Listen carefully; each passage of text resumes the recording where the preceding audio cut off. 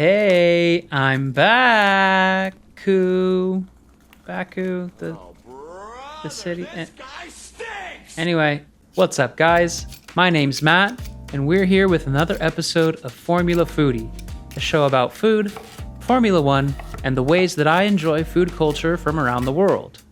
This week, I'll be making a laksa lemak, which is a coconut curry noodle soup known for its rich and aromatic broth. We got a lot of really delicious ingredients going into this one, so you know it's gonna hit.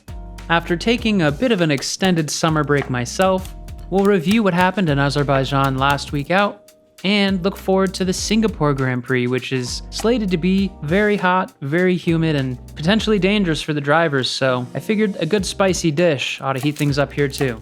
It seems Charles Leclerc's luck has run out in qualifying pole position here, because Max Verstappen had an outstanding performance, and he was flanked by second and third place from Carlos Sainz and Liam Lawson respectively, two cars and two teams that were not expecting to be this high up in the order in such a competitive qualifying format. Carlos doing an excellent job for Williams and showing that although he's had a bit of a rough start, he is still a smooth operator.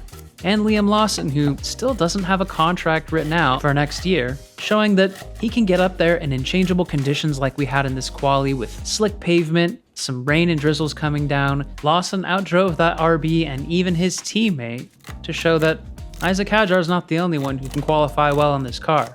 Hopefully he can keep it up and maybe retain his seat for next year.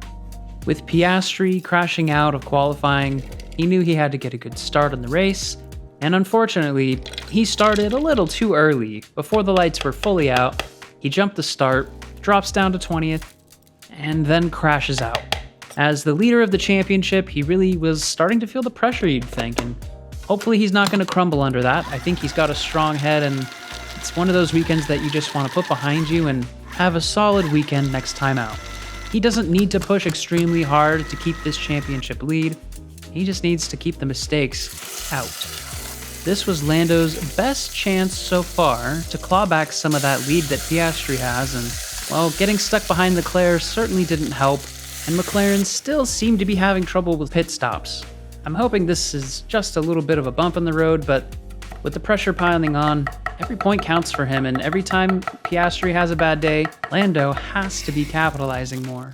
Mercedes, on the other hand, is a team that seems to be on the bounce back, with Antonelli keeping it clean, getting a solid fourth place, and George Russell storming up the field after having a weekend where he was sick, taking it all the way up to second place, getting a solid podium. It's still hard to believe that neither of these Mercedes drivers have a contract for next year.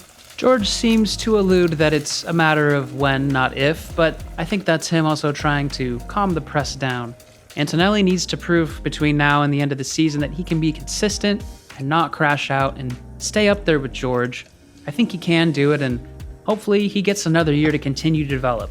We don't want to see rookie drivers be pushed out too early, and he has enough potential to show that he just needs a little time to develop, and if he can't get it in the next Formula of car next year, maybe that's when they need to start asking the question.